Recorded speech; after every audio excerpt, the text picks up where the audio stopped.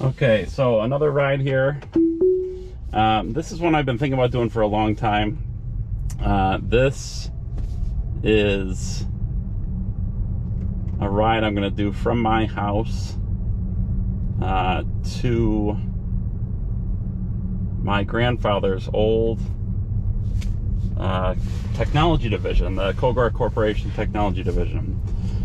I thought this was, you know, a great way to show how far technology's come, and a way to say, you know, thank you to him for everything that he did back in the 70s for the technology industry that was very much in its infant stages back then. So again, the car is approaching the stop sign. It's creeping forward. It says creeping forward because it cannot see around this bush. Now it's going to go ahead and go because it's able to see.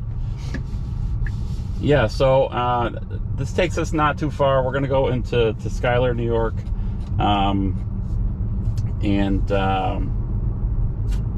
Yeah, I just thought it'd be great to show how far technology's come in 40 years, 50 years. And I would have loved, you know, to have shown this to him. I'm sure that in some way he would have been involved in any of these amazing things that are in the world today. But he's not here, so this is kind of in memory of him.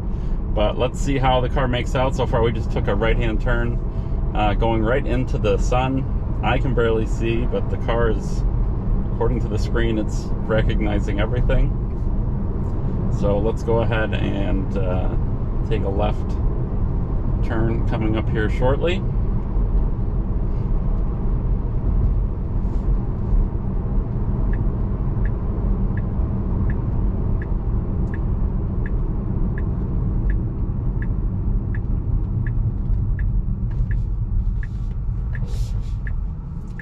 Really, that was terrible. So I just sent that to Tesla also. That was extremely uncomfortable, just the way it made that turn. You know, had there been somebody behind me, had there been even somebody that was in that right turn lane, right? I'm sure that guy was wondering what the heck I was doing. So that was not the smooth type of turn you'd expect it to take. But that's why we're testing, or why I'm participating in this test. And let's see how it does the rest of the trip.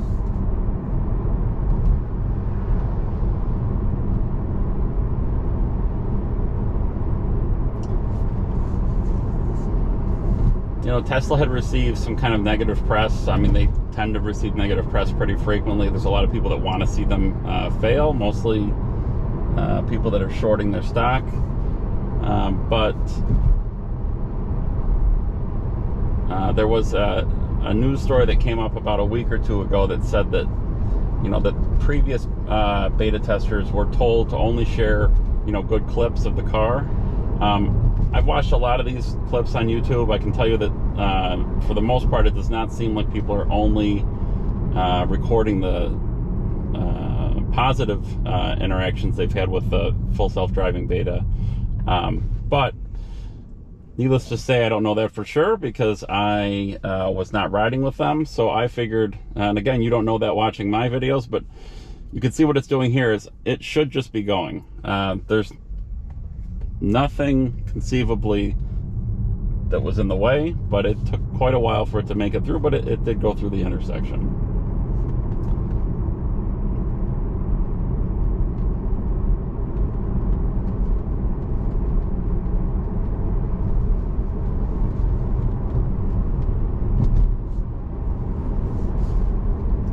So we're going down a sloping road here.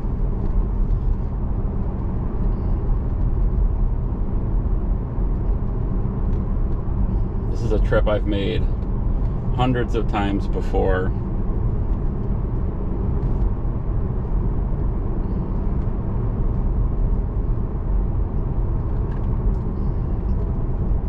As a kid, this is the way we would go to get to my grandmother's house, which is very not too far away from the Cogar Corporation Technology Division, or what used to be the Technology Division.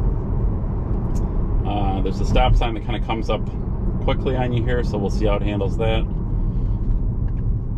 And it just picked it up there. So again, it's going to pause.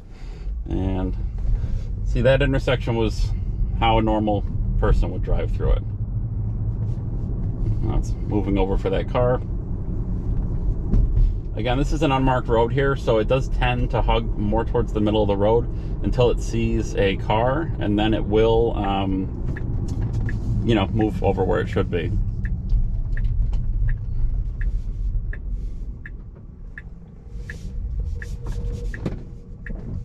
It's very hesitant right here, but there, now it's gone.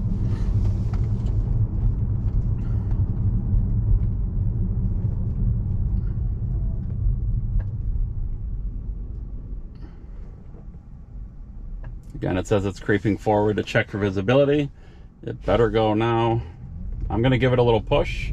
So what you can do is, even when it's in autopilot, you can use the gas to kind of force it along. So if it's being hesitant, like in that intersection, it had the right of way, but it was a little hesitant to get going. So I just gave it a little bit of gas, and that forces it through.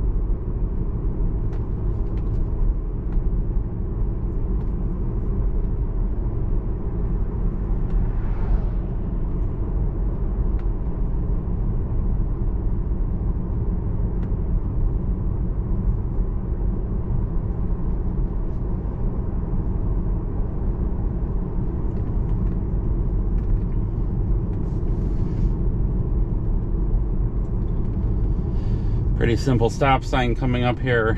We'll see how it handles the flashing red light. I know on regular autopilot, my car had a real yeah, okay, good. It knows what to do here.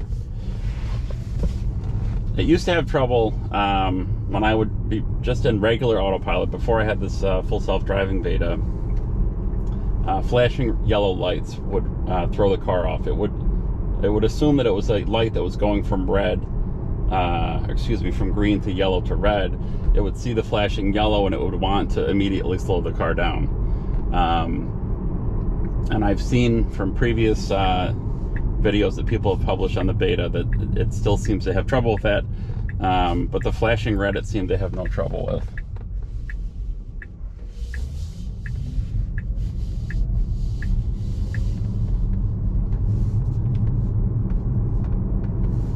Now again, I have the light right in my eyes. I can barely see, but the car is having no trouble making out the road lines, making out the oncoming traffic, and it's doing an excellent job.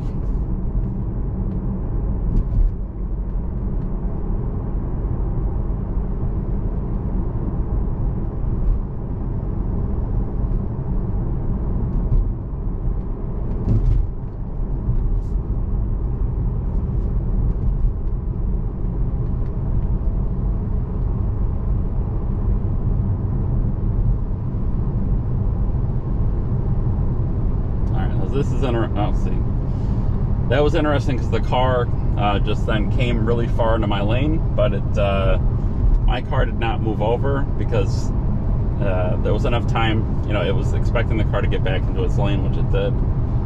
Here we have a truck coming up here that's on the side of the road, so we'll see how it's going to handle this. And it is slowing down, and we'll see what it does here. I got both hands on the wheel. It's going right around.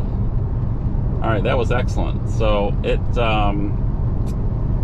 slowed down a little bit, but it did move into the oncoming traffic lane because there wasn't any traffic, which was what I would have had to do if I was driving the car. So it did a great job there.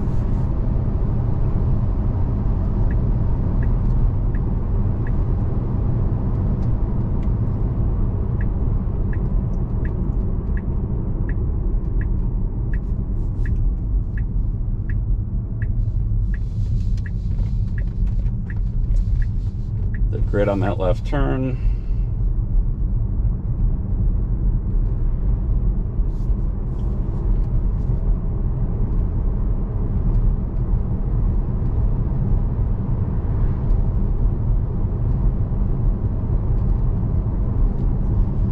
This particular drive isn't the most technical. It's not difficult for the vehicle. Again, it's more ceremonial and something that I wanted to do. I am going to have it try to drive me to my grandmother's old house. My grandmother passed away when I was only in 8th grade. But the road to her house, again, is a road that my grandfather would have driven many times, driving from his house to the technology division of his company. But it's an important route to try to take because it's an unmarked. Most of the road is unmarked, so it's going to be interesting to see how the car handles going around unmarked turns and dealing with unmarked lanes. And the road is also it's not. I wouldn't say it's not a traditional width. It's a much narrower road than a normal road. So again, it's creeping forward like it does when it can't see around a corner. Now it's going for it.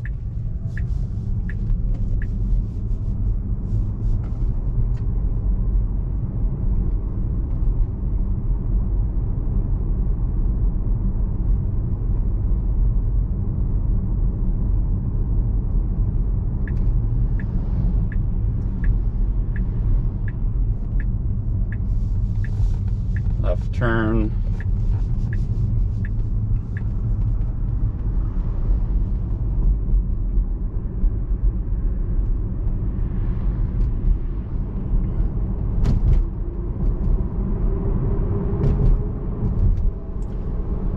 And this is even before the beta, for at least the past year. My car's been able to read the speed limit signs.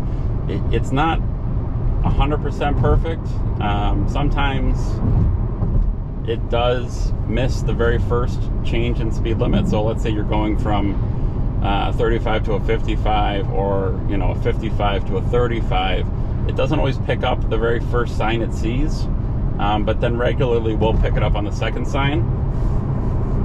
Obviously, a cop is not going to care that your car didn't see the reduction in speed, so you do still have to keep an eye on that.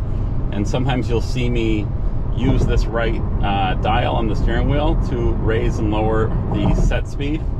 But again, it's, for the most part, it does an excellent job with that.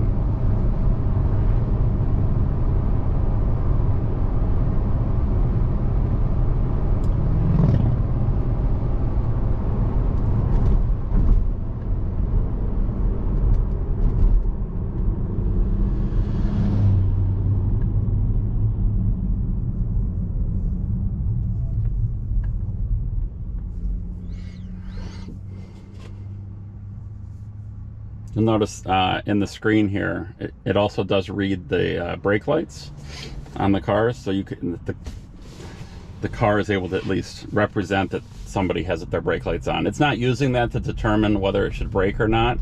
It's more to make you comfortable with the fact that the car is seeing its surroundings. So this is good. So here's a guy kind of popping out on the road, and you'll see how the car just moves right over for him.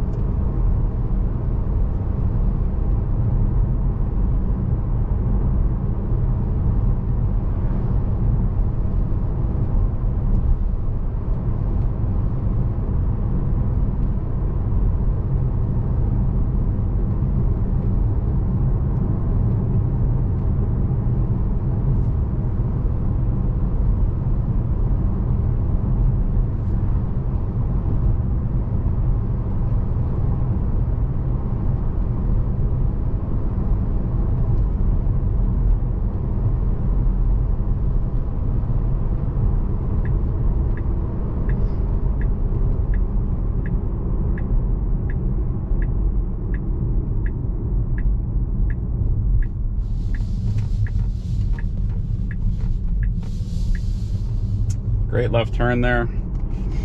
That actually had a flashing yellow on that side, and it handled that fine. So maybe they've taken care of that problem. So here we are pulling up. Obviously, it's not called the Cogar Corporation anymore, but looks like it's called Hale now. I think it's a manufacturing company. So this is interesting. The car, even though I set the navigation to go into this place, it thinks it's done, and it's stopping me right in the middle of the road here. So this happened earlier this morning when I went to try to go to Dunkin' Donuts. It just kind of stopped me in the middle of the road. So I'm going to pull up here to get off the road, and then I'm going to reset my destination so that it sends me to my grandmother's old house, and we're going to see how it handles some unmarked roads on the way over there. Give me just a moment.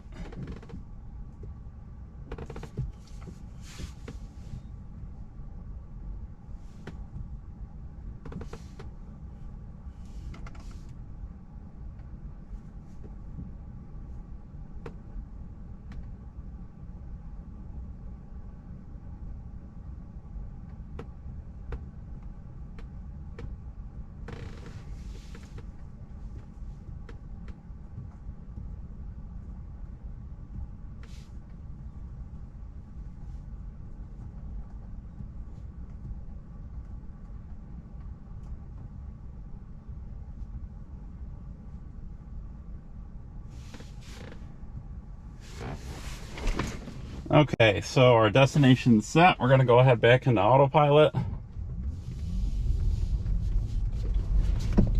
I'm gonna take over for just a second here.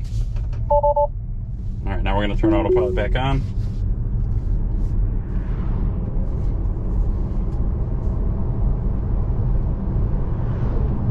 I probably should have sent that to Tesla. I'll make sure to do that next time when it doesn't actually take me into my destination.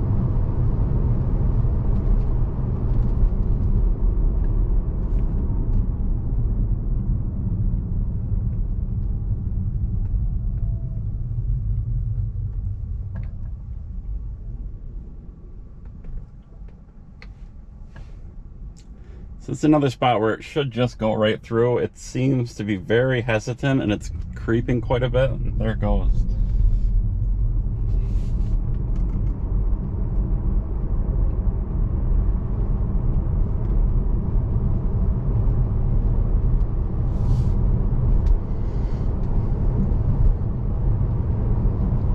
First part of this drive will be on marked roads, but then about halfway through to our destination, it will switch to the roads will become unmarked.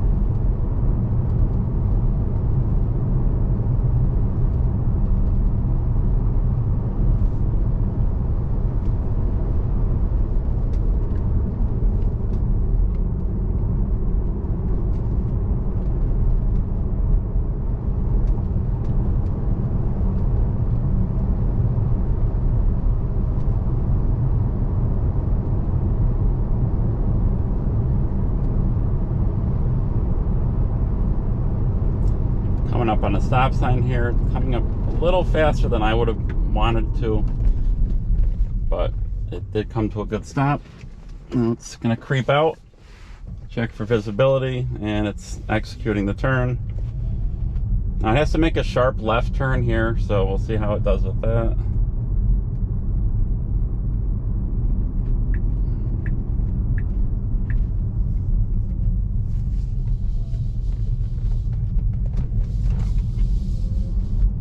That well. It would have been interesting to see how it did there if there was a car waiting on the street to make a left or right turn, because it did kind of cross over the line, but Again, no different than I would have done if I was driving.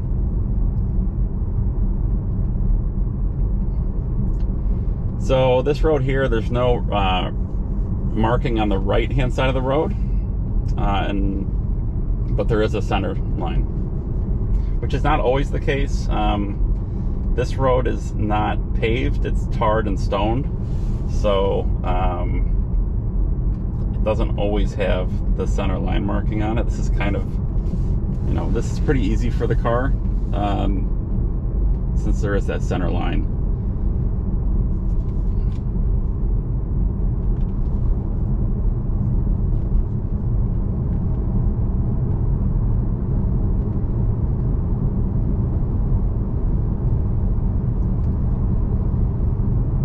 So we're actually in Frankfort, New York. Lots of farm country, lots of farmland.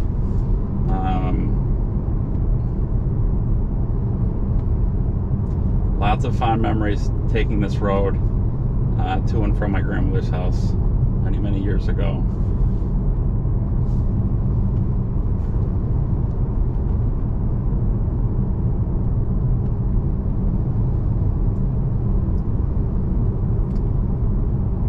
Little history lesson for those of you that probably don't know about my grandfather, but George Cogar started working in the UNIVAC. Started working for UNIVAC. Was the lead electrical engineer for the UNIVAC 1004. He stayed with UNIVAC for a number of years.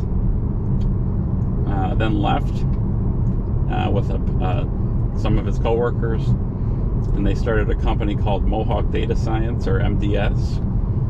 That was based in central New York. Mohawk Data Science, their first product was the key to tape. So for those of you that remember punch cards, which is how you used to program computers, with a piece of paper and literal pieces of holes punched into them, the Mohawk Data Science computer, device, essentially removed the need to have a punch card. So it allowed you a direct kind of interface to the computer. That company became wildly successful. My grandfather stayed with Mohawk Data Science for a number of years, and then left to start his own company, the Cogar Corporation. Cogar Corporation had two divisions, and they had a office. The technology division was where we just were, on Cosby Manor Road. And then, just one sec, we're approaching a pretty tight turn here with no banking, and we're transitioning onto kind of a stoned area right there, and it handled that fine. So anyway, after he left Mohawk Data Science and started Cogar Corporation, they had an office in Frankfurt. They also had an office in down near Westchester. Another great example, this truck's pulling over to let us get by, and that was perfect. So, and then Cogar Corporation developed a number of different products. They were one of the forerunners to developing monolithic memory, which is, all these little inventions over the years have helped the entire computer industry get to where it is today. They also developed a computer called the Cogar 4, which was the forerunner to the personal computer. And I still have actually a Cogar 4 in my garage somewhere. This is going to be taking a right now. All right, here we go. So this is what I was talking about. There's no markings on this road whatsoever. So the car is trying to decipher where the center should be. And as it's done before, it's kind of just driving in the middle of the road. And it's getting very hesitant right now. This is a route I really wanted to take it on to see how it handled it. I'm sure if a car starts coming, it will know to move over. But right now, it's pretty much just assuming that it has the whole road to itself, which isn't really too... I would expect it to do that in a way, because this road is so narrow that it is almost as if it's a one-lane road. So we're just going to be real vigilant and hyper-focused here on paying attention in front of us to make sure that nothing is coming down, and if something is coming towards us, that the car is properly moving over. So back to George. So after Cogar Corporation, Cogar Corporation was bought by a company called ICL. My grandfather went to work for Singer after that, and then started a company called Permanent Images. Permanent Images, he used a lot of the techniques that they learned when they were working on monolithic memory, and they developed essentially it was you could take a photograph and you would etch the photograph into a silicon wafer, and then you'd put that into a backing and into a framing, and then you could put that on a tombstone and have a permanent image that would never fade of your loved one. They also were making it into jewelry and a number of other applications. And then he also had another company. The name is escaping me right now, but I'll think of it later and I'll do another video about it. But anyways, kind of sideline, my grandfather loved hunting, and when he was alive and my grandmother were alive, a lot of what you're seeing on this video, for what you can see, was part of my grandparents' property. They had over 5,000 acres in central New York that my grandfather had slowly accumulated over the years. And so he was an avid sportsman. He loved hunting and fishing and loved traveling all over the world to hunt and fish. And, unfortunately that hobby of his also was his demise. He and some of his brothers and some business partners and friends went on a hunting trip, and I believe it was now. Okay, here we go. So there's a truck coming. The car's moving over. Yeah, I had to take control. So I have a feeling the car would have been fine there, but better safe than sorry.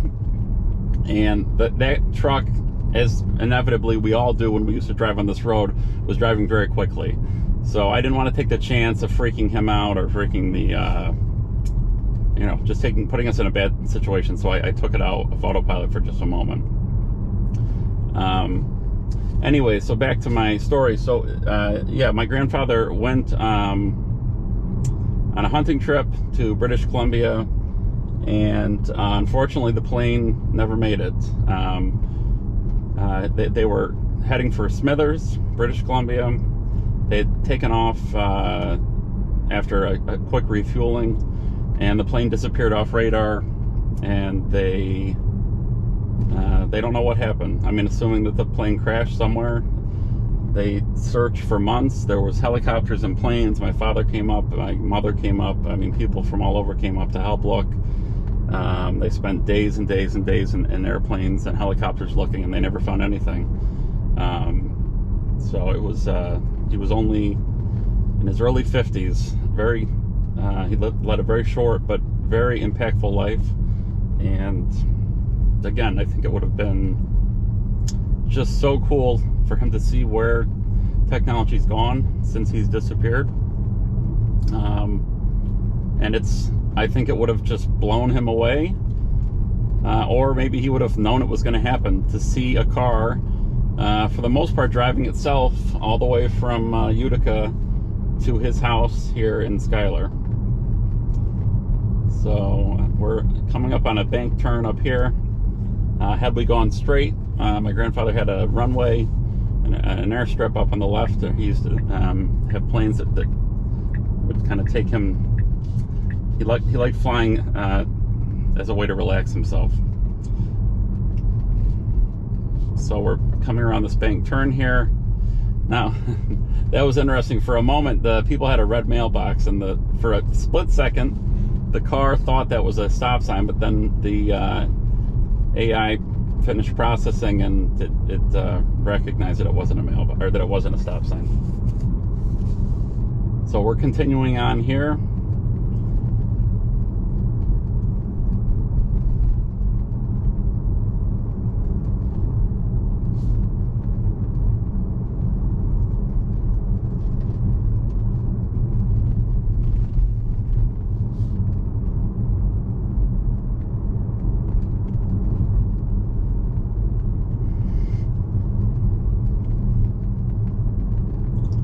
And here we are. So it made it. So I would say that was overall not bad. I'm gonna go ahead and stop, take us out of autopilot, and we're almost out of battery, so I'm gonna stop this now. But thank you everyone for coming along with me, and we're gonna do a lot more testing over the next couple weeks. Bye.